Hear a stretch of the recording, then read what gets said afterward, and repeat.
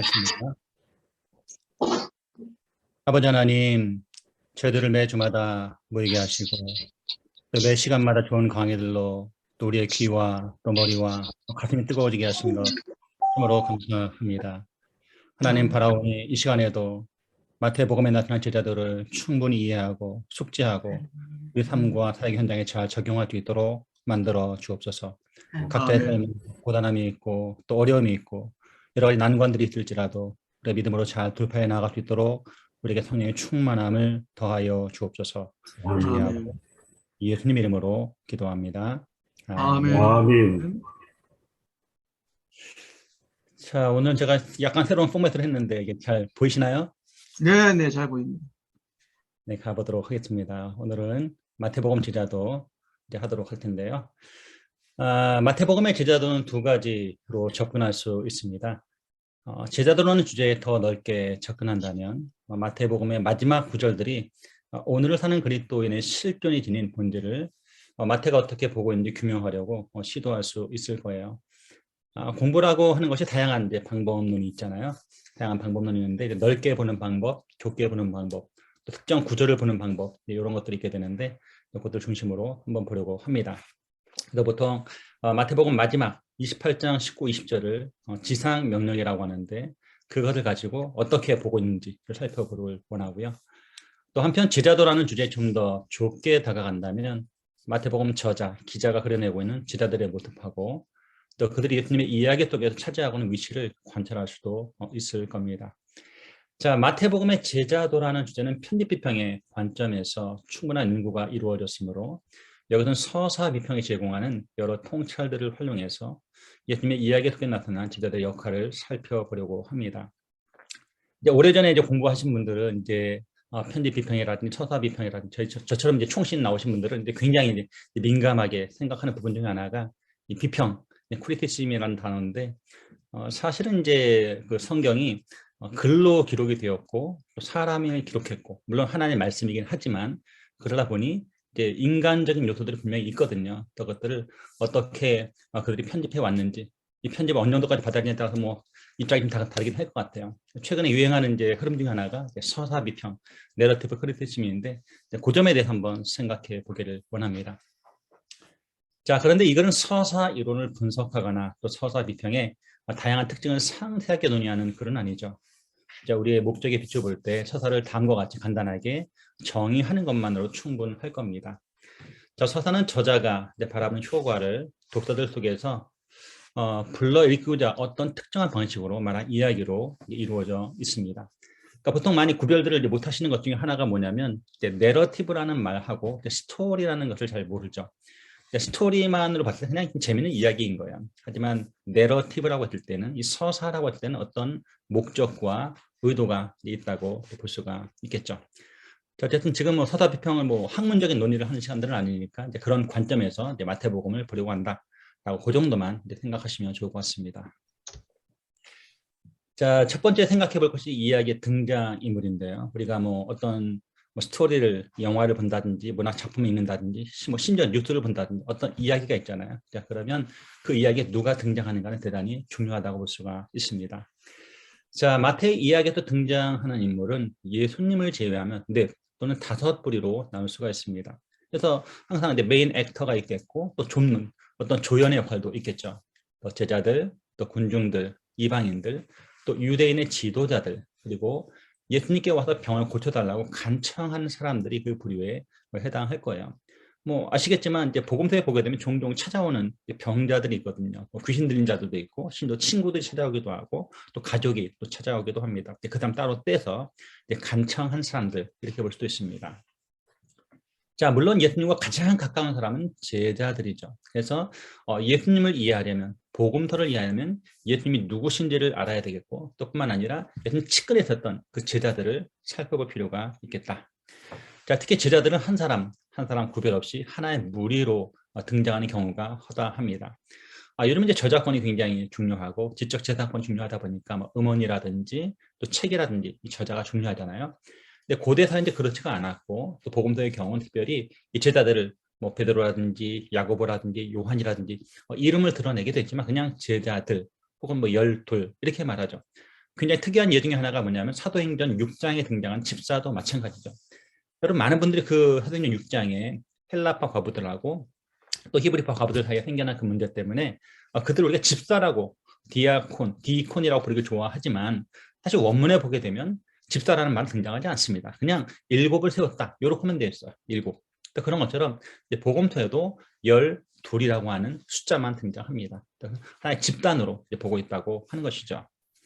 자, 제자라는 말은 마태에게 아주 중요한 말입니다. 하지만 그 말 자체는 그리스도인만을 가리키는 것은 아니죠. 자, 마태복음 기자는 세례 요한의 제자들과 또 바리새인의 제자들을 이야기할 때도 이 제자라는 말을 쓰고 있습니다. 그러니까 보통 이게 누구의 문화생, 누구한테 배우는 사람, 뭐 도제, 뭐 학생 이렇게 볼 수 있는 거죠. 그래서 세례 요한을 따라다니는 사람들을 세례 요한의 제자들, 또 바리새인과 함께 생각 같이 하는 사람들을 바리새인의 제자들 이렇게 말한다는 거죠. 자, 그런데 저희가 관심을 갖는 1번과 2번입니다. 특별히 충성을 다하는 사람으로서의 제자들. 눈치를 채셨겠지만 제자에서 가장 중요한 요소 중에 하나가 뭐라는 거예요? 충성도입니다. 충성도. 제가 이제 죄되면 한 30년 가까이 전임 사역자로 일을 하고 있는데 이제 학생들을 또 청년들을 훈련시키다 보면 뭐 요즘 이제 MZ 세대다 보니까 이 친구들 생각이 굉장히 많잖아요. 자유롭고 분방하고 뭐 이런 말이죠. 그러다 보니 어떤 뭐 순종, 권위, 충성 이런 것들이 굉장히 낯선 개념들입니다. 하지만 성경에서 말하는 기본적인 태도는 뭐냐면 충성이고 특별히 순종이라고 하는 것이죠. 두 번째, 제자와 스승 사이에 수립된 관계의 본질이 이 마태가 말하는 제자의 독특한 본질을 결정하게 돼요. 제가 이제 다음 주에 이제 결혼 30주년이 됩니다. 또 아내와 제가 이제 하나가 된 30년이 됐고, 제가 마침 이번 지난 주일이 생일이었어요. 자, 그러면 그 생일날 뭐 저한테 뭐 축하한다는 뭐 메시지도 보내고, 뭐 기프티콘도 보내고 이럴 거 아닙니까? 자, 그런데 제가 생각하기엔 당연히 저한테 선물을 보냈어야 돼서는 안 보내는 거죠. 자, 그럼 저는 이제 마음이 섭섭한 거예요. 내가 그 친구한테 이 정도밖에 안 됐구나 라는 것이죠. 이게 뭐냐, 바로 관계입니다. 관계. 그래서 제자와 스승 사이, 또 스승과 제자 사이에 어떤 관계가 설정될 때 그 관계의 진전이 나타난다고 하는 것이죠. 다시 말하면 예수님이 계시고 그 밑에 제자들이 있는데 예수님과 제자들 사이에 어떤 관계가 형성되어 있어야 그것을 제자라고 부를 수 있다고 하는 거예요. 자, 하지만 제자의 특징에 대해서는 뒤에서 언급하기로 하고 여기서는 이야기에 줄거리에 관심을 돌리고자 합니다. 특별히 한국 여성들 또 어머님들, 권사님들, 집사님들이 좋아하는 게 드라마잖아요. 드라마인데 그 한국 여성들 이런 뭐 이제 저도 이제 갱년기 이제 접어들고 중년에 접어들다 보니까 이제 뭐 드라마 보면서 눈물 흘리고 뭐 이러거든요. 자, 그러는데 어쨌든 한국 사람들은 줄거리 자체에 관심이 굉장히 많습니다. 그래서 지금 해피엔딩인지 뭐 새드엔딩인지 뭐 기승전결 어떻게 흘러가는지 굉장히 많은 관심을 갖고 오는데 어쨌든 이야기가 어떻게 전개되는지는 이제 알고 있을 필요가 있겠죠. 자, 이야기는 크게 시작 부분이 있고 또 중간 부분이 있고 결말 부분이 있습니다. 뭐 기승전결로 볼 수 있지만 서론, 본론, 결론 이렇게 볼 수도 있다라고 하는 것이죠. 그런데 이 서론, 본론, 결론이라는 이 구조가 고대 아리스토텔레스로부터 현대 구조주제로 이기까지 모든 사람들이 인정하는 가장 기본적인 테마라고 할 수 있죠. 제 강의안도 항상 보게 되면 들어가는 말이 있고 이제 메인 바디, 본론이 있고 마지막에 결론, 적용이 있죠. 그런 것처럼 시작, 중간, 결말 이것이 기본적으로 어떤 스토리를 전개하는 하나의 패턴이다 라고 보시면 되겠습니다. 자, 마태의 이야기에서 시작 부분 1장과 2장에서는 하나님이 예수님께 맡기신 일을 천명하는 두 가지 진술이 등장합니다. 뭐 아시겠지만 이제 마태복음이 있고 마가복음이 있고 누가복음이 있잖아요. 자, 그런데 마태, 마가, 누가복음을 가리키는 전문적인 용어가 뭡니까? 바로 공관복음이라고 하는 것이죠. 자, 공관복음인데 저는 뭐 큐 문서를 인정하지는 않지만 이제 큐라고 하는 꾸벨레라고 하는 어떤 소스에 해당하는 그런 그 어떤 형태가 있을 것이다 라고 생각하는 학자들이 계시거든요. 자, 그런데 어쨌든 그 큐 부분에 해당하는 부분 중에 하나가 뭐냐면 마가복음에는 없지만 마태와 누가복음에 있는 그런 특별한 부분들이 있다는 거죠. 중첩되는 부분은 큐라고 말하고 독특한 부분을 마태복음에만 있을 때는 M, 또 누가복음에만 있을 때는 L, 뭐 이런 식으로 뭐 설명을 합니다. 그런데 이 예수님의 탄생 내러티브, 이 스토리는 마태와 누가만 기록하고 있어요. 그러니까 마가복음에는 이 탄생 내러티브가 나오지를 않습니다. 그래서 보통 우리가 성탄절에 어떤 뭐 연극을 한다든지 뭐 발표를 한다든지 뭐 찬양을 한다든지 뭐 할 때 보게 되면 그 주된 배경이 주로 마태복음 1장, 2장, 누가복음 1장, 2장을 많이 백그라운드로 배경을 삼는 경우가 많다라고 하는 것이죠. 왜냐하면 거기에만 뭐가 있어요? 자료가 있기 때문이죠. 자, 어쨌든 이 마태 이야기에서 시작 부분 1장과 2장에서는 하나님이 예수님께 맡기신 일을 천명하는 두 가지 진술이 등장하게 돼요. 첫 번째는 아들을 낳으리니 이름을 예수라 하라. 이는 그가 자기 백성을 그들의 죄에서 구원할 자이심이라고 하는 것입니다. 그래서 처음 누가 등장합니까? 주인공이 소개돼요. 주인공. 그 주인공이 누구다? 예수라는 것이죠. 그래서 예수라는 이름이 딱 소개가 되는데 문제는 그 예수가 누구냐? 그의 정체성이 무엇이냐? 유대인들에게는 이름이 굉장히 중요했어요. 또 그 이름이 가지는 의미가 중요한데 거기 보니까 그가 자기 백성을 그들에 대해서 구원할 자라고 길게 이름이 풀이가 되어 있습니다. 그런데 이것을 줄이면 세 자로 줄이게 되면 구원자, 여기서는 구원할 자 이렇게 되는 것이죠. 그래서 예수님의 정체성이 뭐다? 구원자라고 하는 거예요. 이게 첫 번째 소개입니다. 자, 두 번째는 내게서 즉 베들레헴에게서 한 다스리는 자가 나와서 내 백성 이스라엘의 목자가 되리라고 하는 것입니다. 그러니까 1장 21절은 예수님을 구원자라고 소개하고 2장 6절에서는 이스라엘의 목자라고 셰퍼드라고 소개하는 거예요. 그래서 2S로 볼 수 있죠. 그래서 Savior 그리고 셰퍼드 이렇게 되는 겁니다. 목자라고 말하고 있는 것입니다. 자, 그런데 이 마태의 이야기는 하나님의 백성이자 예수님의 백성인 이스라엘이 포로로 잡혀가 여기까지만 보게 되면 우리 항상 누군가 예수님을 신앙 고백할 때 예수님은 주님이십니다. 예수님은 구세주십니다. 예수님은 나의 왕이십니다. 하나님 나의 아버지십니다라고 했을 때는 고백하는 대상이 있다는 얘기는 우리 상대편 카운터파트에 내가 누구인지도 역시 인지해야 되는 것이죠.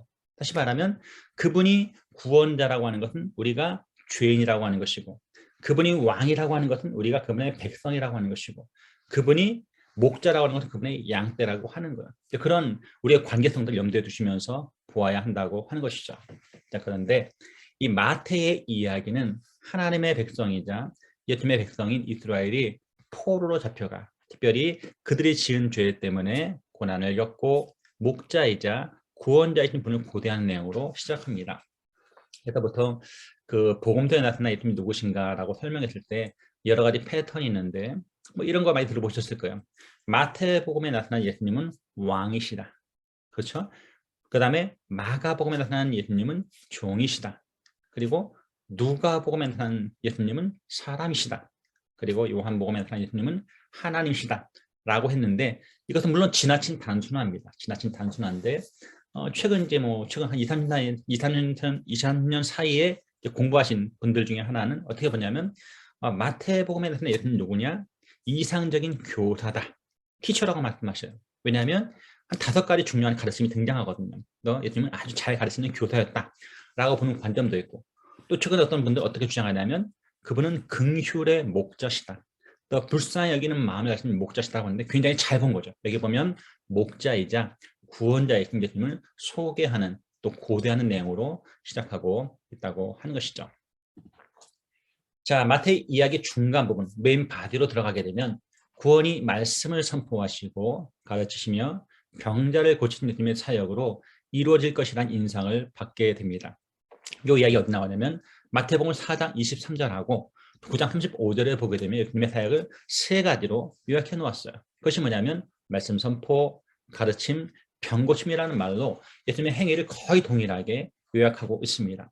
그러니까 마태복음 4장과 9장을 보게 되면 예수님의 주된 사역이 말씀 선포, 가르침, 병고침이라고 하는 것이죠. 자, 그러면 흔히 생각하기에 독자들은 생각하기에 예수님이 말씀을 전하고 말씀을 가르치고 병을 고침으로써 우리를 구원하셨겠구나라고 예상할 수 있다는 것이죠.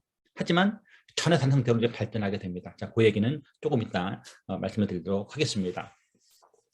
자, 마태 이야기 중간 부분을 보게 되면 시종일관 예수님의 구원 행위로 받아들인 사람들은 대부분 예수님 주위에 몰려든 엄청난 군중 형태로 등장한다라는 거예요. 처음에는 엄청난 인기를 얻게 되는 거죠. 거의 BTS급의 이제 아이돌의 인기를 누리면서 이제 임하게 되는 거예요. 그래서 많은 군중들이 모여들더라고 하는 것이죠. 자, 그 군중들은 특히 유대인들이 쓰던 용어인 목자 없는 양과 같은 물이라는 말로 표현되어 있습니다. 그런데 이것이 굉장히 중요한 표현입니다. 자, 왜냐하면 여러분 한번 나중에 심심하시면 양에 대해 한번 연구를 해보세요. 양이 어떤 존재인가? 양은요, 지독한 근시고요. 양은 잘 넘어지고 한번 길을 들이면 찾지를 못하고 뒤집히면 거의 거북이처럼 이 호흡이 가빠져 죽습니다. 그러니까 잘 돌보는 것이 필요한 것이 양이에요. 근데 보니까 어떻게 되어 있냐면 목자 없는 양이라고 되어 있어요.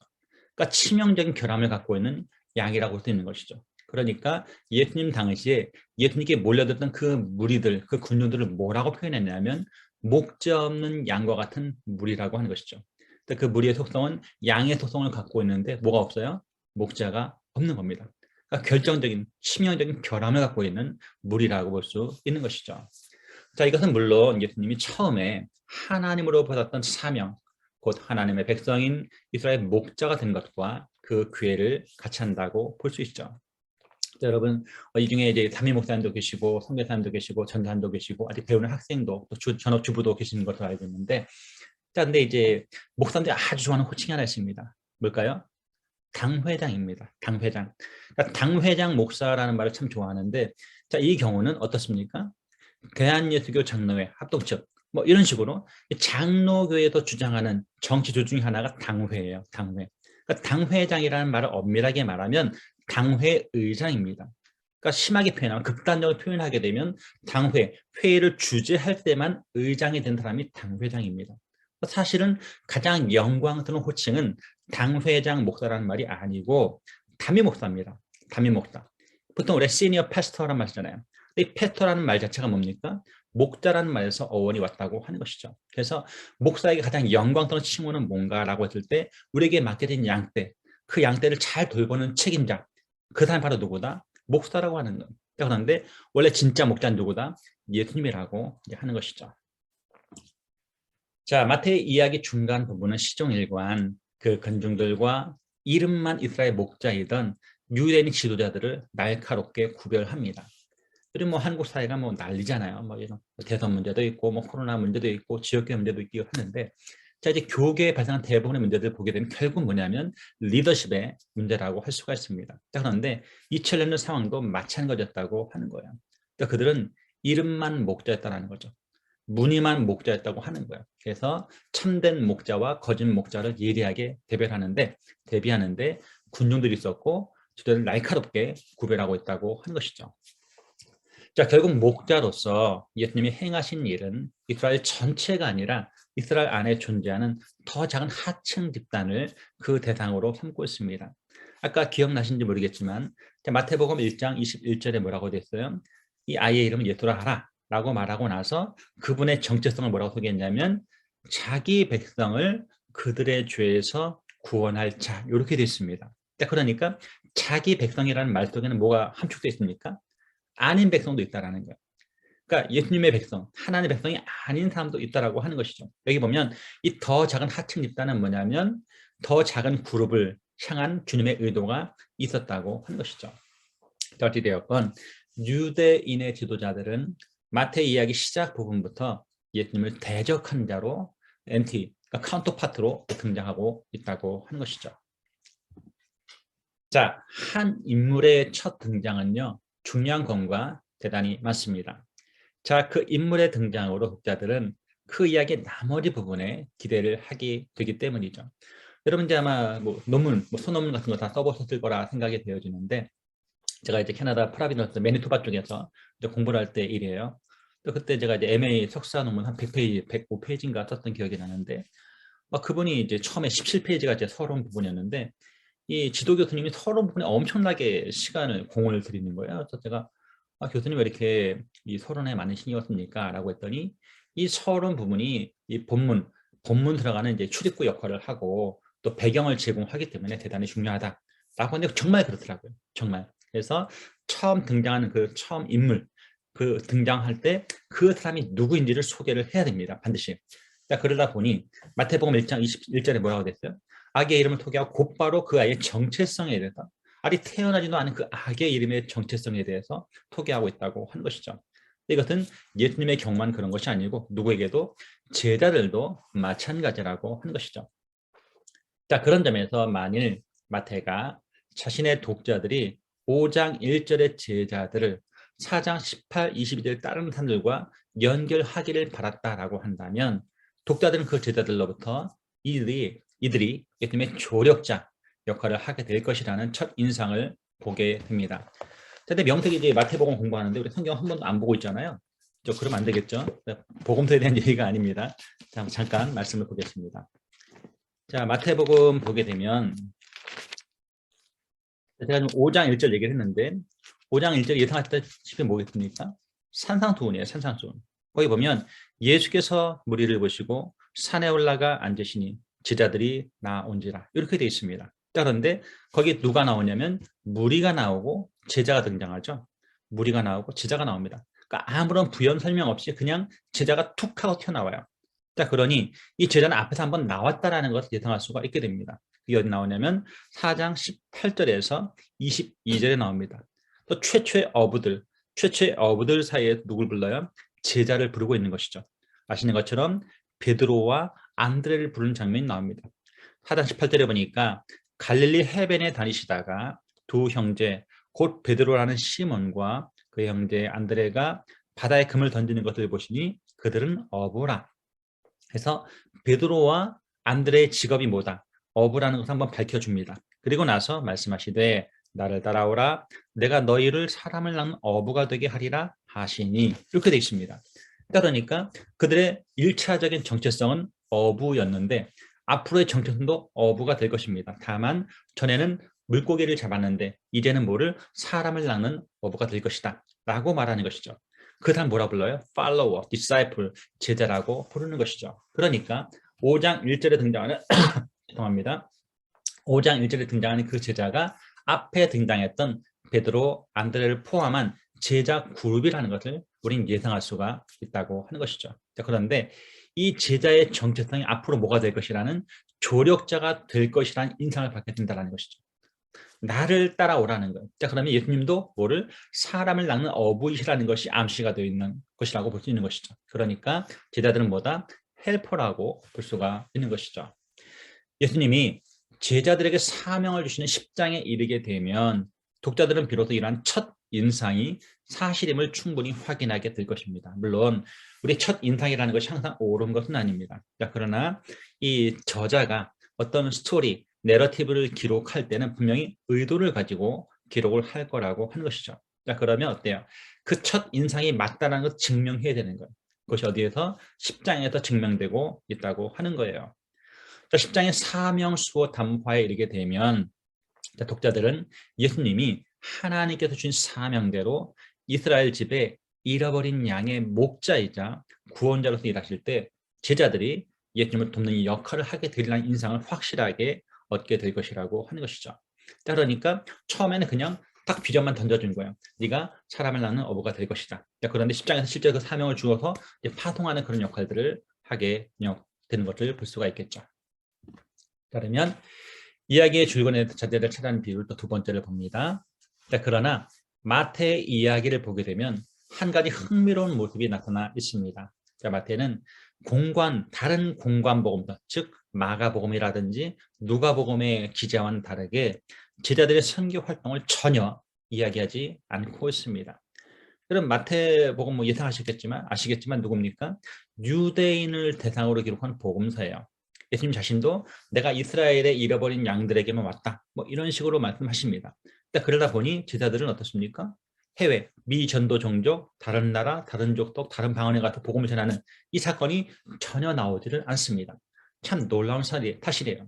그러니까 마가나 누가복음에는 다른 사람들에게 선교하는 장면이 힌트가 적어도 암시가 되어 있거나 명적으로 기록이 되어 있어요. 그런데 이 마태복음에는 제자들 선교 활동이 전혀 등장하지 않는다고 하는 것이죠. 자, 제자들은 여러 사역 현장에서 군중들과 즉 무리들과 함께했지만 그들은 무력했습니다. 이게 중요한 거예요. 여러분 리더들은요 무력하면 안 됩니다. 지도자는 강해야 돼요. 능력이 있어야 됩니다. 자, 지도자에게 꼭 있어야 될 것이 무엇이냐라고 물을 때 저는 두 가지를 제시해요. 첫 번째는 뭐냐면 권위가 있어야 됩니다. 목사는 목사다워야 되고 부모는 부모다워야 되고 선생은 선생다워야 하는 거예요. 권위가 있어야 되고요. 두 번째는 능력이 있어야 돼요. 능력. 자, 잘 가르치든지 병을 고치든지 전도하든지 사람을 잘 케어하든지 어떤 형태로 뭐가 필요해요? 꼭 능력이 필요하다고 하는 거예요. 자, 그런데 그들이 무력했다고 하는 거예요. 누가? 군중은 당연히 무력하죠. 군중이 무력한 게 아니고 제자들이 무력했다고 하는 거예요. 그러니까 다시는 이 제자들이 아직까지는 예수님의 능력, 예수님의 역량, 예수님 맡기신 사명을 감당하기에 아직은 많은 면에서 부족했다라고 볼 수가 있는 것이죠. 제자들이 한 것이라곤 예수님 당신을 필요로 하는 이들을 쫓아버리시기를 바라시거나, 아니 예수님 따르겠다고 왔는데 잘 다독거려서 함께 가자 이렇게 만들어 제자들이 오히려 그들을 쫓아버리기를 기대한다는 거예요. 또는 예수님이 행하실 일을 확신하지 못하는 마음을 드러내거나, 여러분 저도 목사고 저도 사역자지만 저도 두려울 때가 있습니다. 저도 확신이 안 들 때가 있어요. 이게 정말 될까? 이게 가능할까? 라는 고민이 들 때가 있어요. 자, 그런데 지도자가 대놓고 그거 안 됩니다. 절대 안 됩니다. 될 수가 없어요. 라고 하면 되겠습니까? 정말 안 되는 거죠. 그러니까 우리의 많은 싸움은요, 사실은 왜 실패하고 왜 패배하냐면 싸워보기를 시도하기도 전에 싸우지 않기 때문에 지는 거예요. 여러분 잘 아시는 야고보서 4장 1절과 2절에 보게 되면 이런 말씀이 나와요. 너희가 얻지 못함은 구하지 아니하며 구하여도 얻지 못함은 육신의 정욕에 들려고 잘못 구하기 때문이라는 말씀이 나오잖아요. 근데 많은 분들이 그 4장 3절 후반부 얘기는 잘 알고 있어요. 우리가 기도 응답받지 못하는 이유 중에 하나는 뭐냐면 우리가 잘못된 동기로 육신의 정욕으로 구하지 않기 때문에 구하기 때문에 응답받지 못한다 라는 사실을 알고 있습니다. 하지만 더 중요한 사실이 있는데 그게 뭐냐면 아예 기도를 안 한다는 거죠. 너희가 얻지 못함은 구하지 않기 때문이라고 말씀하고 있는 거예요. 근데 제자들이 그랬다라는 거예요. 좀 해내실까? 확신이 없다라는 거예요. 그래서 제자들이 꼭 필요한 것 중에 하나가 뭐냐면 바로 확신이라고 하는 것이죠. 아니면 그들 스스로 해보겠다고 나선 유일한 사례에서조차 처참한 실패를 보여준 것뿐입니다. 한번 예수님이 안 계시는데 그들이 한번 귀신 내쫓겠다고 했는데 귀신 쫓아내지 못한 거예요. 그러니까 시도하는 족족 실패하거나 확신이 없거나 아주 무력한 모습을 보여주고 있었다고 하는 것이죠. 더욱이 제자들과 예수님의 관계도 문제투성입니다. 여러분 다 결혼하셨고 또 결혼하신 분들이 많고 여러 가지 형태로 관계를 맺고 있잖아요. 그래서 목사와 성도들 간에 또 남편과 아내 사이에 또 부모와 자식 사이에 또 심지어 직장 상사와 또 부하 직원 사이에 다양한 관계가 있었는데 그 관계가 건강해야 한다고 하는 것이죠. 물론 한국 내에서 이제 가장 큰 문제 중에 두 가지가 있잖아요. 하나는 뭐냐면 갑질이 문제고 또 하나가 뭐냐면 이제 성폭력, 성희롱 이런 이게 문제가 되거든요. 젠더 문제가 심각한 가운데 있는데 여기서도 뭐냐면 제자들과 예수님의 관계 사이에 문제투성이었다라고 하는 거예요. 그것이 뭐냐면 마태복음 대부분 제자들의 더딘 깨달음과 두려움. 그러니까 일단 이성적으로 잘 깨닫지 못하는 거예요. 또는 감성적으로 심적으로 두려움을 하려고 있다라고 하는 것이죠. 또 어떤 학자가 세어봤어요. 두려워하지 말라라는 말씀 성경에 365번 나온다는 거죠. 거의 매일매일 두려워하지 말라라는 거죠. 그 말은 뒤집으면 우리가 늘상 두려워한다고 볼 수가 있는 것이죠. 또 결정적인 모습은 뭐냐면 믿음이 없는 모습을 강조하고 있습니다.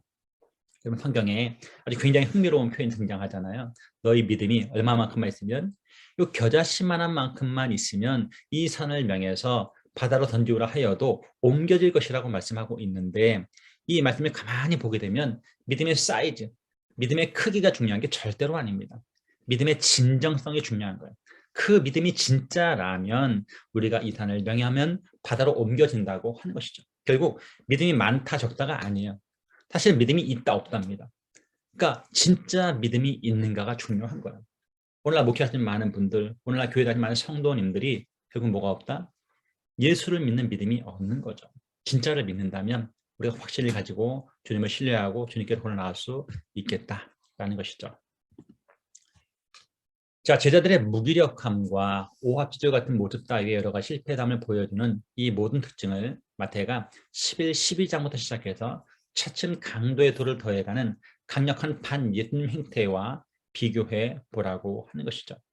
자, 제자들은 팔로워니까 사실은 예수님을 적대하는 그룹이 아니거든요.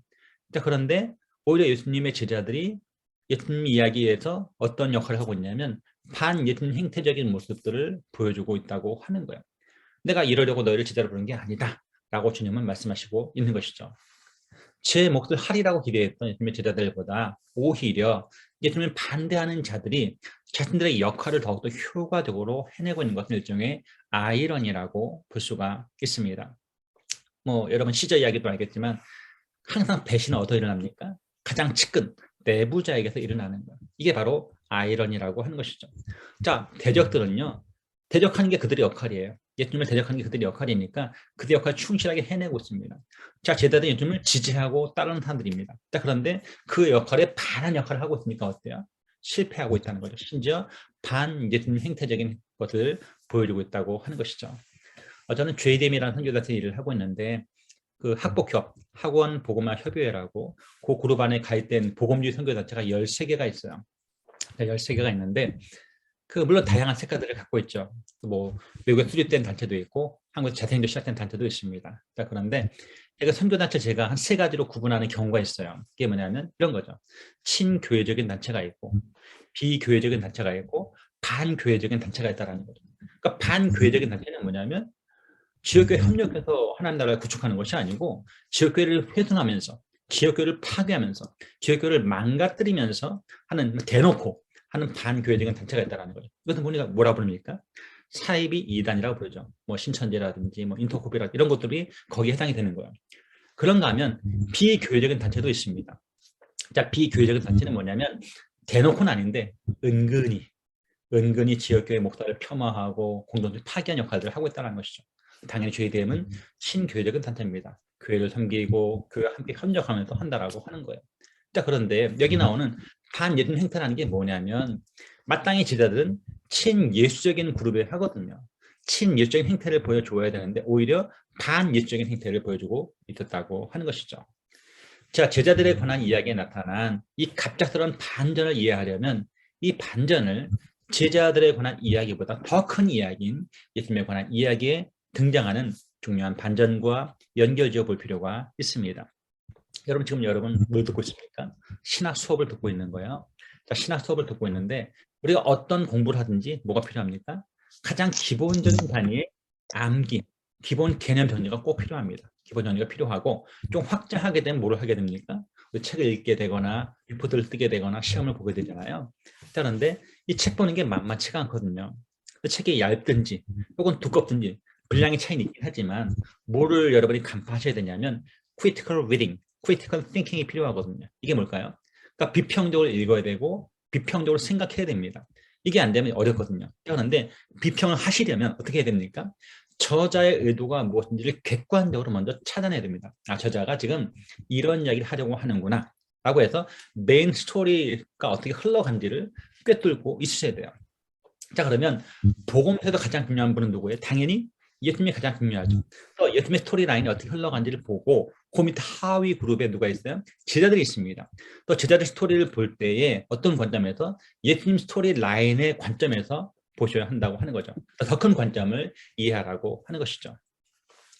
자, 이 중요한 반전은 16장 21절에 이때로부터 예수 그리스도께서 자기가 많은 고난을 받고 죽임을 당하고 제3일에 살아나야 할 것을 제자들에게 나타내시리라. 그래서 분명히 시작됩니다. 어떤 장면입니까? 여러분 잘 아시는 위대한 베드로의 신앙 고백이에요.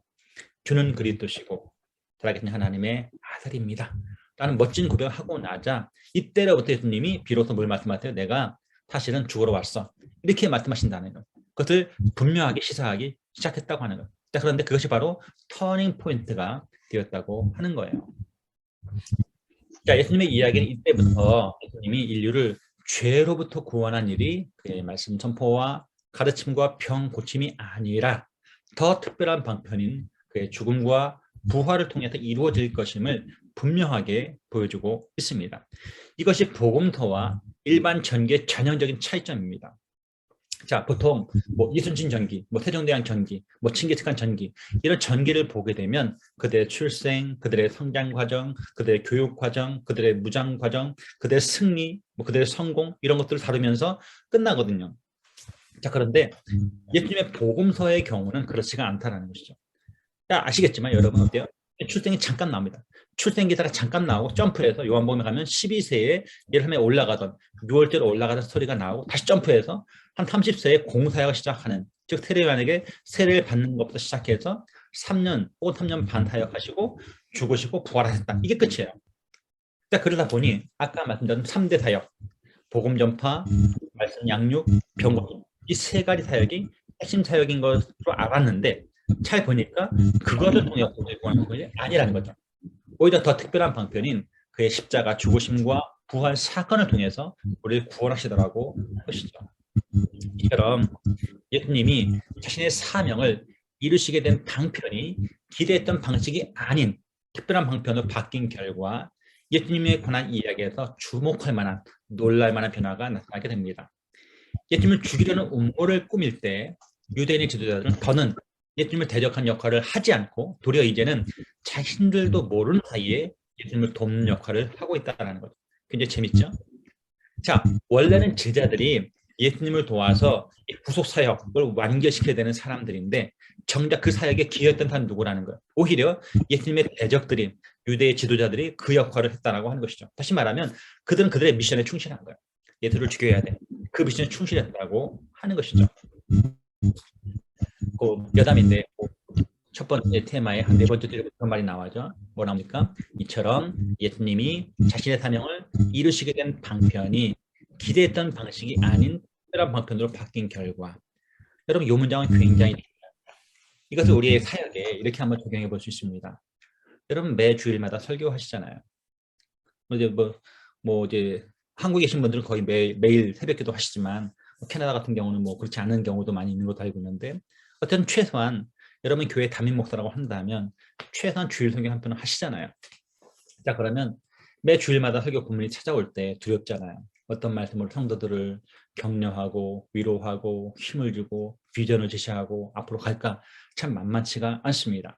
자, 그런데 그 설교할 때 뭐 강의 설교를 하신 분은 별로 어려움이 없습니다. 쭉 본문을 따라서 오늘은 마태복음 1장, 내일은 2장 이렇게 쭉 가면 되니까. 하지만 그렇다 할지라도 이런 게 있습니다. 아주 익숙한 본문을 만날 때가 있어요. 예를 들면 다윗과 골리앗 스토리, 뭐 또는 뭐 삭개오 이야기. 자, 그러면 웬만한 청중 그 스토리를 저거 설교를 뭐 10번, 20번 들은 사람들이에요. 자, 그런 분들에게 이 말씀을 전하는 건 대단히 어렵습니다. 자, 어떻게 됩니까? 그렇다고 목사가 없는 이야기를 만들릴 수는 없잖아요. 본문에 있는 이야기를 해야 됩니다. 자, 본문에 있는 이야기를 하면서도 어때요? 새롭게 전해야죠. 이게 어렵습니다. 이게 바로 설교의 비법입니다. 다시 말하면 뻔한 본문을 뻔하게 설교해서는 안 됩니다. 뻔한 본문을 낯설게 전하는 것이 바로 목사의 사명 중에 하나라고 하는 거예요. 그런데 마태가 기가 막히게 그 역할을 수행했다고 하는 것이죠. 다시 말하면 예수님이 우리가 예상했던 방식, 복음 전파, 가르침, 병 고침을 통해서 우리를 구원하신 것이 아니고 예수님의 십자가 사건과 부활이라고 하는 굉장히 낯선 방식으로 우리를 구원하셨다고 하는 거예요. 이게 바로 마태가 복음서를 전개하는 그 내러티브를 기술한 방식 중에 하나였다고 하는 것이죠. 자, 그렇다면 예수님에 관한 마태 이야기가 정점에 이르렀을 때 제자들에게 무슨 일이 일어나는가? 여기에서도 제자들의 모습은 뒤죽박죽의 모호한 양상을 띠게 됩니다. 그러니까 이들이 지도자가 되지 않았다는 반증이 될 수 있는 것이죠. 지도자는요, 헤매거나 모호하거나 뒤죽박죽하면 안 됩니다. 명료하고 단순하고 앞으로 비전을 명쾌하게 제시할 수 있어야 하는 것이죠. 이제 정점에 이른 마태의 이야기는 부정적 음조로 시작합니다. 그러니까 상당히 분위기가 암울하다, 어둡다는 것을 알 수가 있는 것이죠. 자, 베드로는 자신이 당할 순환을 예고하신 예수님의 말씀을 어리석게도 거부하고 예수님 사단과 한통속이 된 베드로를 매몰차게 책망하십니다. 아시죠? 아까 말씀드렸던 장면이에요. 주는 그리스도시고 살아계신 하나님의 아들입니다. 얼마나 멋진 고백입니까? 잘했다 라고 하는 거예요. 근데 곧바로 예수님이 비로소 이때로부터 내가 죽으러 왔어 이렇게 말씀하시니까 베드로가 당황한 거예요. 그래서 절대 그렇게 되시면 안 됩니다. 어떻게 되는데 지금 왕으로 오셨으니까 가서 로마 제국 깨부수고 이기셔야죠. 무슨 말씀이십니까? 했더니 예수님이 이 사단아 내뒤로 물러가라 라고 하면서 아주 매몰차게 책망하신다고 하는 것이죠. 이 부분에 나타난 제자들의 마지막 모습은 체포당하신 예수님을 버리고 도망치는 모습과 베드로가 잇따라 예수님을 부인하는 모습으로 등장합니다. 그러니까 12도 실패를 하죠. 그러니까 결정적인 순간에 다 도망가 버리는 거예요. 가장 믿었던 베드로도 어때요? 예수님을 3번 부인하고 마는 것이죠. 처절하게 실패하고 있다는 것이죠. 이게 바로 부정적인 어두운 음조라고 볼 수가 있는 것이죠.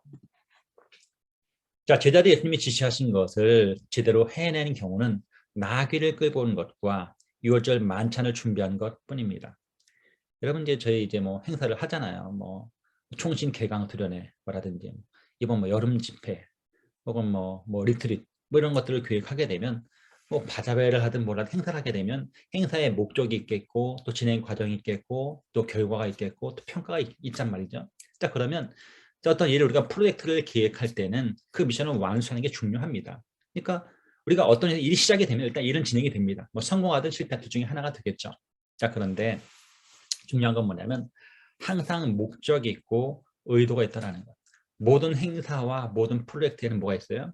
목적이 있고 의도가 있어요. 자 그러면 그 목적을 성취해야 됩니다. 자 그런데 우리 실무 책임자들은 항상 어디에 관심 많냐면 그냥 미션을 클리어했으면 일이 끝났다고 생각합니다. 그래서 나귀를 끌고 오고 요청 맞춰 준비하고 뭐 그럼 끝났다고 생각하는 거예요. 자 어찌 보면 목적을 성취한 거죠. 목표를 달성한 거예요. 하지만 그 배후에 담겨진 진짜 의미를 파악할 필요가 있다고 하는 것이죠. 그러니까 아주 좋게 보아도 제자들이 딱 두 경우 외에는 별로 성공한 케이스가 없었다고 하는 것이죠. 자, 이런 경우를 제외하면 제자들은 예수님이 그 무리를 상대로 일하실 때와 십자가로 나아가실 때 예수님의 조력자로서의 제고시를 전혀 하지 못했습니다. 그러니까 예수님이 가장 필요할 때, 가장 아쉬울 때 그 현장이 없었다고 하는 것이죠. 자, 그런데도 마태복음에 나타난 제자들의 행동은 마태복음의 줄거리 전개에 전혀 영향을 미치지 않습니다. 그럼 뭐 김동호 목사님이라든가 여러분들이 그 지시하는 것 중에 뭐가 있냐면 고지론이라고 있습니다. 고지론. 그래서 우리가 세상에서 성공해서 뭐 주식도 상장하고 또 뭐 돈도 좀 벌고 집도 장만하고 또 자녀들이 다 이제 뭐 하버드 뭐 예일 다 가고 뭐 그런 것들을 성공이라고 보는 경향이 있다고 하는 것이죠.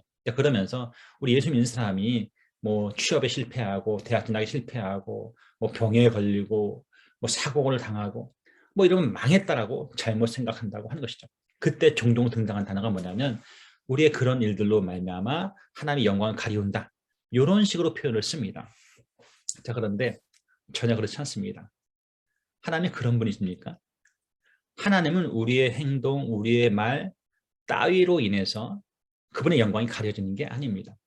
그분은 여전히 주님이시고 그분 여전히 하나님이시고 그분 여전히 전능자시고 그분은 그분의 할 일을 하십니다.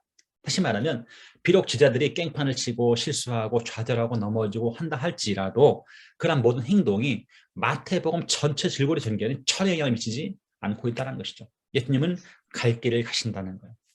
제가 아주 좋아하는 말씀이에요. 누가복음 13장 10절에 보면은 아주 흥미로운 스토리가 등장하는데 누가복음 13장 31절 35절에 한 번은 우리가 보통 알고 있는 이 바리새인은 어떤 사람들이냐면 좀 적대적인 좀 부정적인 요소로 나타나잖아요. 예수님을 반대하고 예수님께 반항하고 예수님을 시기하고 뭐 책망하고 고소하고 이런 사람들 등장하거든요. 근데 한 번은 바리새인이 예수님에게 와서 아주 고급 정보를 흘립니다. 헤롯이 당신을 죽이려고 합니다. 자 그러니 빨리 피하세요. 이렇게 말해요. 그때 예수님이 아주 멋진 말씀하십니다.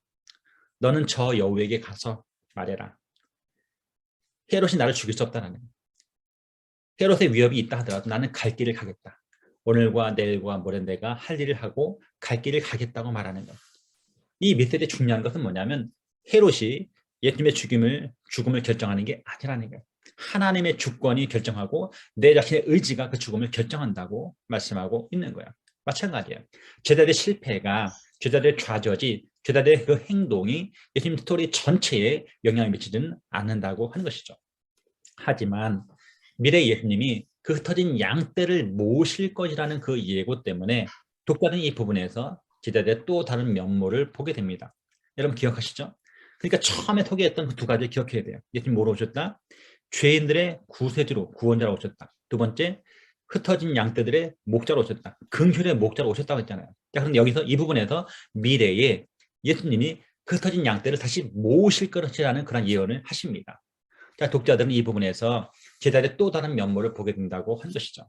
비록 지금 당장은 제자들과 미래에 벌어질 그 일이 아무런 상관이 없는 것처럼 보일 수도 있지만 제자도는 예수님의 가르침 속에서 계속해서 중요한 주제가 될 것이기 때문에 그렇다라고 하는 거예요. 제가 이제 코로나 때문에 굉장히 어려운 시기를 이제 보내고 있잖아요. 우리 간사님들이 많이 힘들어해서 제가 지난 1월 간사 수련회 때 그 3번 교회 담임하시는 이제 이상감 목사님이라고 그분을 제가 불러서 잠깐 강의를 들었어요. 이분은 통합 측 목사님이신데 모학교에서 오랜 동안 10여 년 동안 이제 청년사역 훌륭히 감당하시고 지금 탐번교회 70년 된 그 오래된 전통교회에 담임 목사로 사역하고 계신데 이분이 금수저가 아니에요. 배운 게 많지 않습니다. 흑수저입니다. 그렇다고 선교단 출신도 아니에요. 그러니까 전형적인 지역교회에서 예수님을 만나고 예수님을 경험했던 그런 분이에요. 그런데 그분의 야성이 펄떡펄떡 살아있는 것 같으면 굉장히 큰 도전을 받았어요. 도전을. 그러면서 이제 그분이 제가 이제 잠깐 사석에서 이제 의전하면서 영접하면서 목사님 많은 교회 목사님들이 계시고 단체 간사님들이 계신데 왜 목사님들이나 간사님들이 한눈을 팔까요? 왜 딴 데를 쳐다볼까요? 그랬더니 이분이 사실은 제자 훈련을 제대로 FM을 배운 것도 아니에요. 오카노 목사님 따라다니면서 또 하영정 목사님 따라다니면서 또 선교단 대표들 만나면서 뭐 구치구치한 대표들 또 성경공부 교재를 혼자 독학으로 한 2년 동안 그렇게 하시면서 제자를 독학으로 배우신 분이에요. 그런데도 지금까지도 제자도가 정답이다 라는 확신을 가지고 그 일에 올인하고 있습니다. 그래서 지금 이제 한국교회에서는 청년사역 연구소라는 모습으로 청년사역을 지원하고 또 교회 담임을 하고 계신데 제가 그분에게 물어보니까 하시는 말씀이 이런 말씀 하시더라고요. 그 많은 목사님들과 단체 간사님들이 제자대에 올인하지 않는 이유는 딱 하나입니다. 확신이 없기 때문입니다. 이거 아니면 안 된다는 확신이 없기 때문에 그렇습니다. 라고 저는 깊이 공감이 됐어요. 정말 그렇습니다. 저희 JDM은 이제 예수 제자 운동이잖아요. 그러니까 JDM 뼛속까지 사역자들은 제자 훈련이 답이다 라는 확신을 갖고 일을 하게 됩니다. 그런 것처럼 제자들이 지금 당장 실패하는 것처럼 보이지만 결국 답이 뭐다? 제자 훈련이라는 것을 예수님도 아셨고 제자들도 알았다고 하는 것. 그래서 앞으로 흩어진 양떼를 모으는, 사실 양떼를 모으는 게 누구 역할입니까? 목자 역할이고 지도자 역할이고 리더의 역할이고 목사 역할이라고 하는 것이죠. 더욱이 이 부분의 제자들이 미래에 곧 신자가 넘어져 편에 벌어지게 될 일들 속에서 중요한 일을 하게 될 것임을 암시하는 내용이 많이 들어있습니다. 그러니까 우리는 사실 뭐 점쟁이가 아니니까 미래를 모르잖아요. 미래를 모르는데 예수님이 이미 예고하셨잖아요. 십자가 저편 너머에서, 다시 말하면 내가 죽고 부활한 다음에 펼쳐질 일들에 대해서 제자들이 아주 중요한 역할을 하게 될 것이라고 암시하고 계시다는 것이죠. 예를 들어서 이 베드로의 항변은 예수님이 하나님의 나라가 임하는 것을 보게 될 제자들도 있을 것임을 약속할 수 있는 계기를 마련해 준 거예요. 다 제자들에게 문제가 있었습니다. 베드로에게 문제가 있었어요. 하지만 그 위기를 기회로 삼아서 예수님은 어때요? 앞으로 미래 비전을 제시하고 이렇게 살아야 한다는 얘기를 하고 계신다고 하는 것이죠. 자, 빠른가요? 빠르지 않죠? 예, 괜찮습니다. 네, 계속하겠습니다. 자, 더욱이 나머지 담화 내용도 상당 부분 제자도의 본질을 다루고 있고, 가령 18장은 하나님 나라의 공동체 안에서 누리는 삶을 이야기하고 25장은 그리스도가 오시고 또 시대의 마지막에 올 때까지 일어날 일을 이야기하는데 모두 제자들을 상대로 이야기한 것입니다. 그러니까 여러분 처음에 보게 되면 예수님이 처음에 제자를 선택하시고 9년도 함께 시간을 보내시다가 마지막에 가서 다시 제자들에게 집중하는 것을 보게 됩니다. 자, 하지만 무엇보다도 중요한 것은 미래에 제자들이 맡게 될 중요한 역할을 일러주는 일련의 진술입니다. 자, 제자들은 높은 산에서 목격했던 주님의 변화된 모습을 그분이 부활하신 다음에 다른 사람들에게 전할 것이고 12보좌에 앉아서 이스라엘 12지파를 심판하게 될 것입니다. 그러니까 제자들이 앞으로 감당해야 될 두 가지 역할이 뭐냐? 첫 번째는 복음 전파라는 거예요. 복음 전파. 이것은 뭐냐면 주님이 돌아가시고 부활하시고 승천한 이후에 그들이 해야 될 역할이고요. 그 다음에 장차 마지막 날에 12보좌에 앉아서 이스라엘 12지파를 심판하게 될 것이라고 예언하고 계신 것이죠. 자, 예수님의 이야기 28장에서 최종 결론에 이르게 됩니다. 예수님은 십자가로 나아가는 길에서 자신을 실족하게 하려는 모든 시험에 맞서심으로 자신에게 주어진 구원의 사명을 완수하셨습니다. 자, 그 결과 하나님은 예수님을 부활시킴으로써 예수님의 의로움을 증명하시고 온 우주를 다스릴 주권을 예수님께 부여하시게 됩니다. 자, 예수님의 이야기가 끝나면 제자들의 이야기도 막을 내리게 되죠. 여기서 짚고 넘어가야 될 두 가지 점이 있습니다. 첫째, 예수님은 이 새 공동체를 제자들을 통해서 창조하실 것이라고 하는 것이죠. 예수님에게는 다른 플랜 B가 없었어요.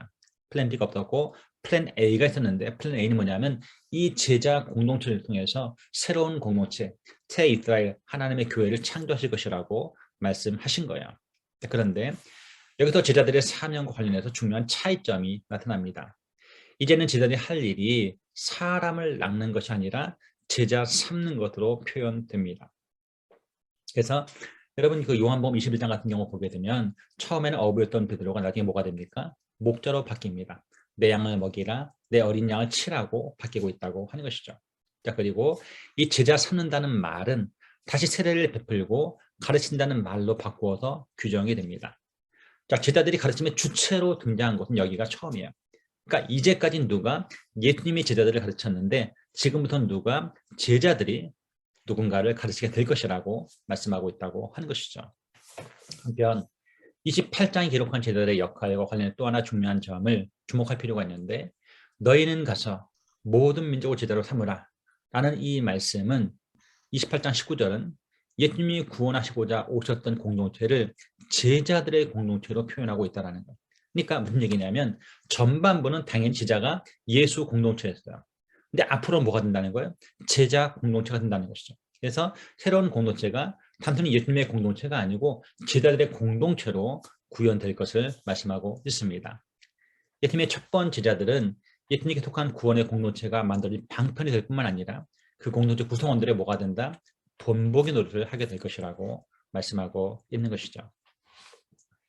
자, 그럼 이제 마태가 말한 제자들의 원형을 보겠습니다. 그러니까 지금 1번은 뭐냐면 서사 비평을 통해서 이 마태복음이 어떤 스토리라인을 갖고 있는가를 쭉 한번 본 거야. 거기서 우리가 제대로 문제를 찾으려고 합니다. 자, 어떤 서사에서나 규범적 관점을 제시하는 것이 필요합니다.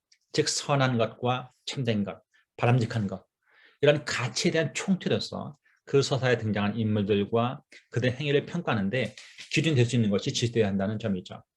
자, 마태복음의 경우 우리는 저자가 예수님과 그의 제자들에 관한 이야기를 통해서 예수님이 제자라는 것이 무슨 의미인지 독자들에게 이해시키는 방식에 관심이 있었어요. 자, 마태복음 처음에 제자들을 예수님의 조력자이자 에이전트, 대리인으로 지시했습니다. 자, 그런데 마태복음을 보게 되면 대체로 제자들은 예수님의 동료이자 그리고 예수님의 행위를 관찰하는 사람으로 등장하고 있어요. 그러니까 동료로서 또 관찰자로서 등장한다고 하는 것이죠. 하지만 제자들이 예수님과 떨어져서 어떤 일을 시작하는 경우는 거의 나타나지 않습니다. 무슨 얘기냐면 늘 같이 있었다라는 것. 따라서 마태가 자신의 복음서에서 제자들의 이상을 소개하는 것은 예수님과 그의 제자 서로 영향을 주고받는 장면입니다. 늘 같이 있었던 것 같아요. 서로 인터랙션을 주고받는다고 하는 것이죠. 자, 마태가 이야기하는 방법 한번 살펴봅시다.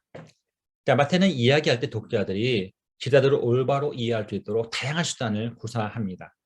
이 수단 가운데 가장 두드러진 것이 뭐냐면 특별히 5개의 큰 다마 속에서 발견할 예수님의 직접적인 가르침이에요.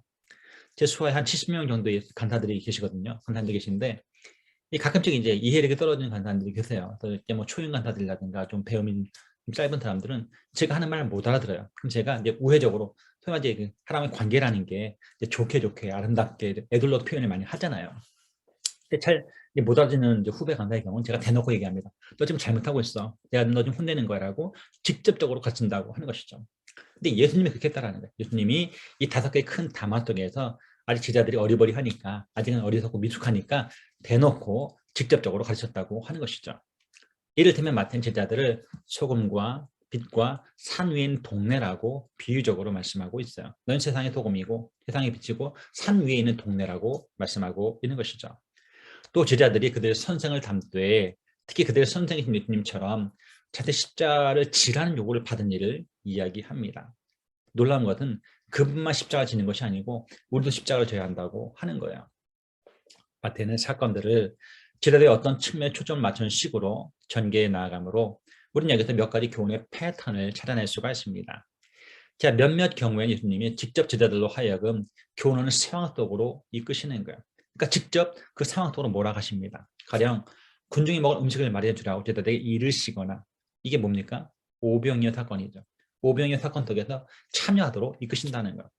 혹은 바리새인과 탈등의 누룩처럼 아주 수수께끼 같은 표현을 써서 제자들을 당황하게 하신 경우가 그 예입니다. 여러분 이제 오늘날 젊은 MZ세대들이 점점 교회를 떠나고 있거든요. 또 청년들이 교회를 이탈 현상이 심각한데 이 심각한 정도가 교회만 있는 것이 아니고요. 타 종교도 마찬가지입니다. 그러니까 기독교를 포함해서 뭐 불교라든지 타 종교 똑같은 일이 벌어지고 있는데 이런 상황이 왜 일어나냐면 현대인들은 이 젊은 세대들은 어떤 걸 갖고 관심을 갖고 있냐면 종교 자체에 관심이 아예 없습니다. 종교 자체요. 그러니까 어때요? 관심을 갖도록 하는 게 먼저라는 거. 다시 말하면 동기부여부터 해야 됩니다. 그래서 바리새인과 사두개인의 누룩, 이건 뭐냐면 일종의 동기부여를 하는 유발하는 어떤 요소라고 하는 것이죠. 그래서 수수께끼 같은 또 관심을 불러일으키는 역할을 하는 거죠. 그러니까 오늘 우리 식으로 표현하자면 전도의 접촉점쯤 해당이 됩니다. 그러니까 그들에게 어떻게 관심을 갖게 하고 그들 연결할 것인가를 고심하는 거죠. 또 제자들 때로는 당황시켰다고 하는 것이죠. 자, 그런가 하면 외부인들이 제자들의 행위를 비판하신 것을 계기로 예수님이 제자들의 행위가 갖는 의미를 변호하시고 설명하신 경우도 있습니다. 이를테면 요한의 제자들이 금식하지 않는 예수님의 제자들을 책망하거나 바리새인 안식일에 일을 잘하는 예수님의 제자들을 책망한 경우가 바로 그런 예라고 볼 수가 있는 거예요. 오늘 이제 가장 핫한 목사님 중 하나 팀 켈러 목사님이시잖아요. 팀 켈러 목사님 잘하는 것 중에 하나가 뭐냐면 변정을 참 잘하십니다. 그분이 전공을 또 그쪽 하셨고요.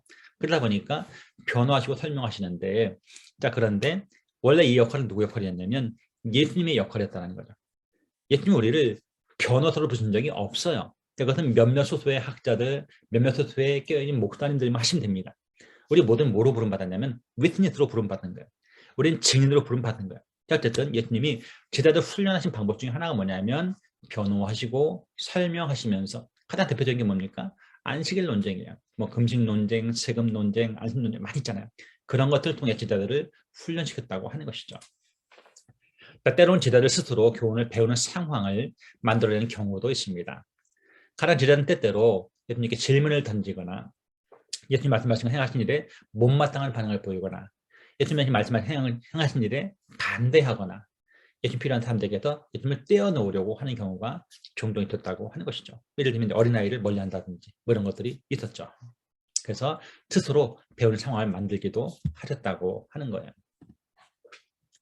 자, 마태가 서술한 많은 이야기를 살펴보면 제자들이 결국에는 예수님이 그들에게 가르쳤던 것을 이야기에 되었다는 취지의 진술이 분명하게 나타납니다. 다시 말하면 해피엔딩이죠.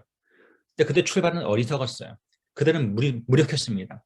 무능력하고 무력하고 무지하고 그랬던 친구들이 어때요? 마침내 결국에는 깨닫게 되었다고 하는 것이죠. 이 점에서 마태는 마가와 아주 예리한 대조를 이루고 있습니다. 자, 그렇다면 마태가 언급하는 구절들은 무엇보다 예수님이 뛰어난 교사이셨음을 보여줌으로써 그분의 가르침을 잘 따르는 것이 진정한 제자의 증명서라는 것을 강조한다고 볼 수가 있는 것이죠. 이게 무슨 말이냐면 이런 마가복음 보게 되면요. 마지막 순간까지 깨닫지 못합니다. 마가복음 10장에 가도 그들은 의심한 자도 있더라. 깨닫지 못하더라. 이런 말씀이 계속해서 초반부터 끝까지 강조가 됩니다. 근데 마태는 조금 달라요. 마태는 처음에 그들이 깨닫지 못했는데 결국 깨닫게 되었다. 누구의 승리입니까? 예수님의 승리인 거예요. 예수님이 가장 최고의 이상적인 교사였다는 거예요. 결국은 설득에, 결국은 교화에, 결국은 그들이 변화시키는 데 성공했다고 하는 것이죠. 더욱이 마태는 제자와 무리를 대조함으로써 제자들의 윤곽을 정교하게 다듬고 있습니다. 마태는 특별계시의 수령된 제자들을 군중과 구별하기 때문이죠. 마태는 제자들의 생활 양식이나 제자들이 지향해야 될 지도자상 역시 이방인의 생활 양식이나 지도자상과 구별하고 있습니다. 그래서 예수님의 제자들의 사고방식하고 이방의 사고방식 같으면 안 되겠죠. 예를 들면 여러분 산상수훈에 어떤 얘기가 나오냐면 기도 이야기가 나오죠. 기도.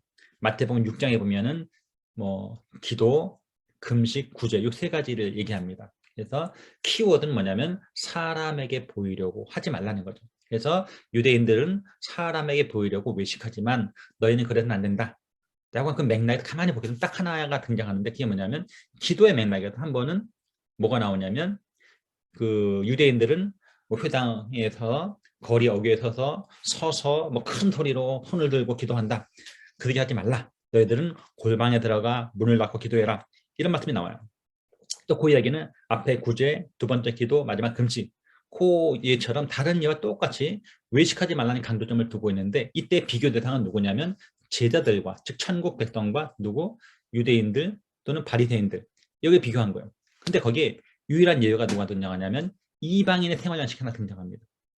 너희는 이방인처럼 중언부언하지 말라라는 거예요. 중언부언. 그러면 중언부언은 말을 많이 하는 겁니다. 그런데 기도를 길게 한다는 그런 뜻이 아니에요. 의미 없는 주문 같은 것들을 계속해서 외운다라는 거예요. 혹시 여러분 기억하시는지 모르겠는데 여러분 졸릴 때가 됐으니까 잠깐 웃기겠습니다. 70년대 후반에 그 아주 유행했던 히트를 쳤던 그 코미디가 하나 있었어요. 그게 뭐였습니까? 어떤 5대 독자의 집안에 아주 자손이 아주 귀한 집안에 5대 독자가 태어난 거예요.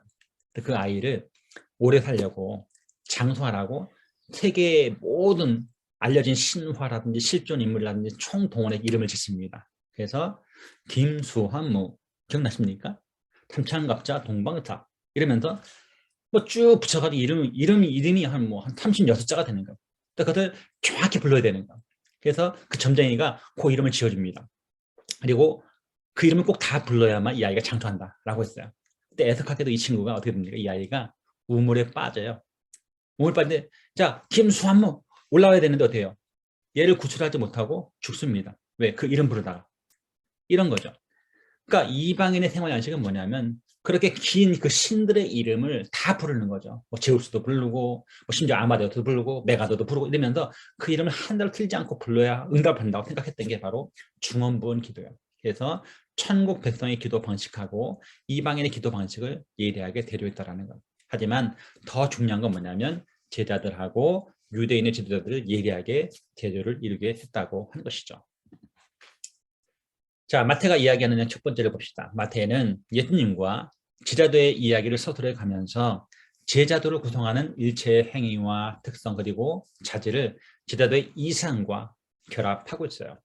여튼 편의상 이런 행위나 특성 자질을 세 범주로 나누고자 하는데 첫 번째는 예수님이나 하나님, 두 번째는 제자들, 세 번째는 세상이라는 그 범주 속에서 한번 생각해 보자고 하는 것이죠.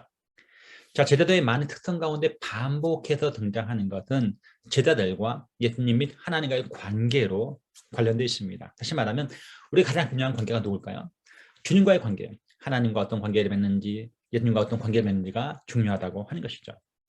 예수님이 그 처음 제자들 부르신 장면에서 분명히 나타나는 것처럼 제자들은 예수님을 따르는 사람들입니다. 그러니까 디사이플의 가장 정확한 정의는 팔로워라고 하는 것이죠. 제자들과 예수님의 관계는 뭐냐면 헌신과 희생에 따르는 관계입니다.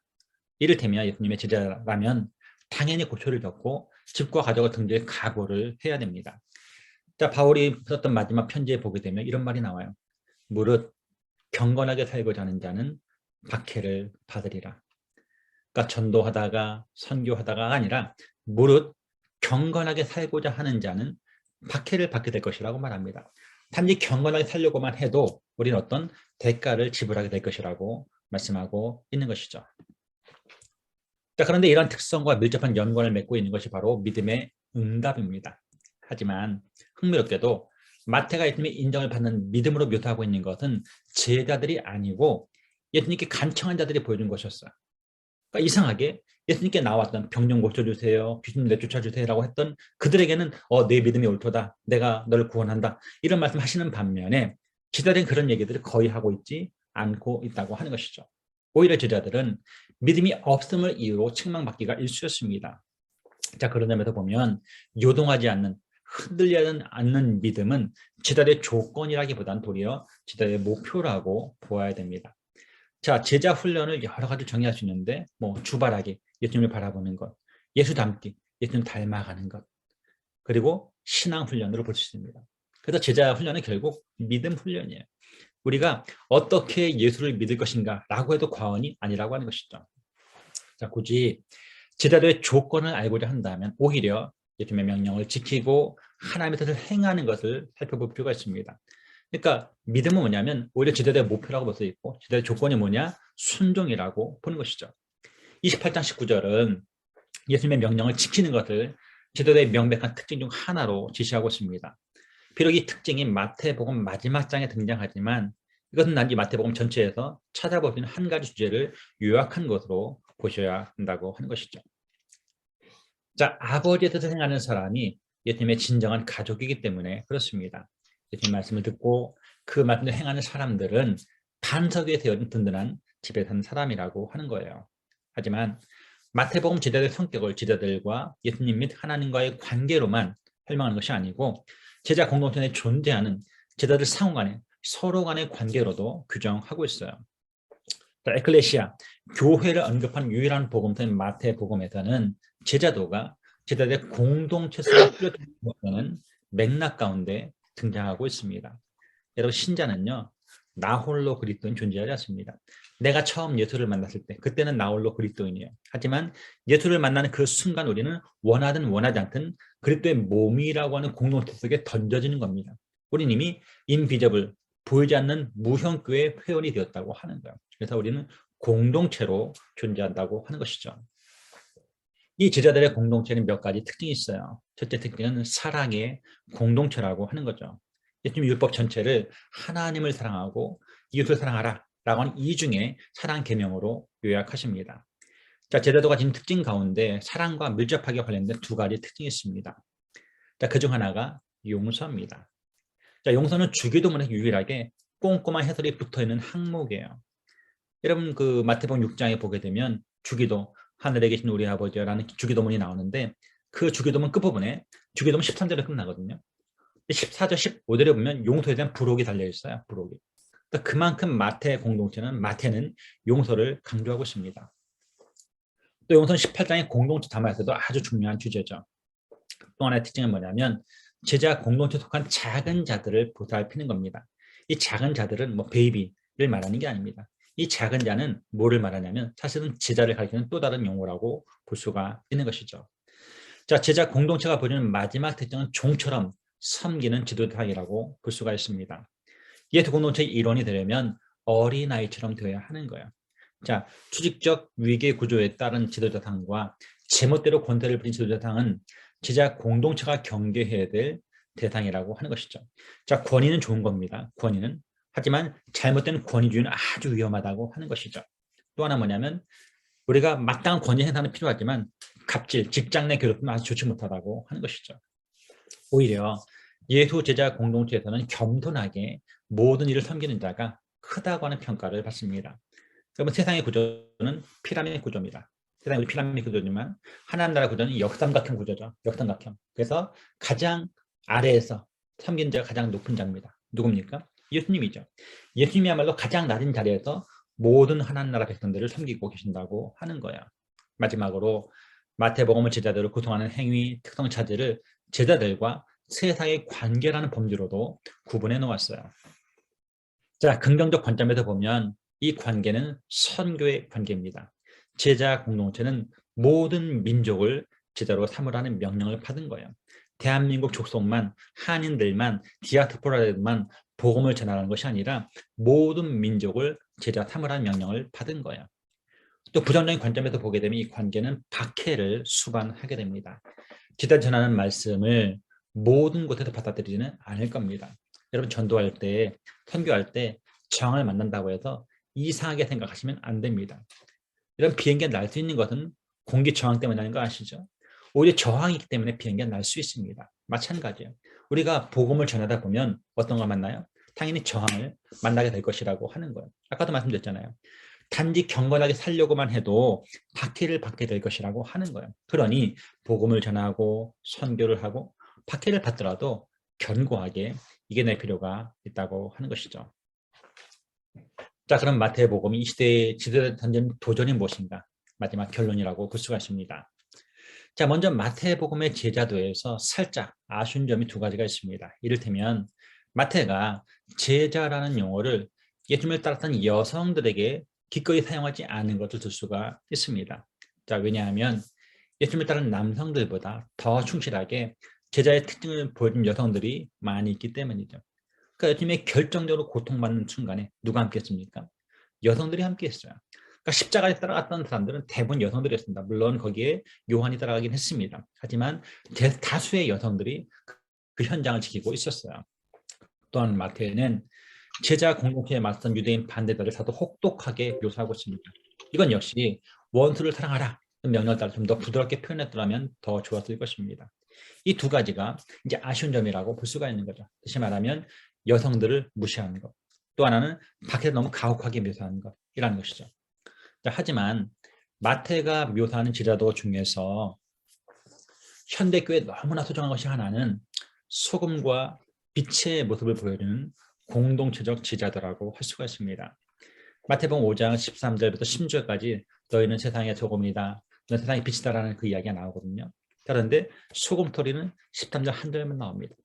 하지만 비스토리는 14, 15, 16 세 절이 나와요. 자, 그런데 거기에 등장하는 모습은 뭐냐면 공동체적 지자도라는 거죠.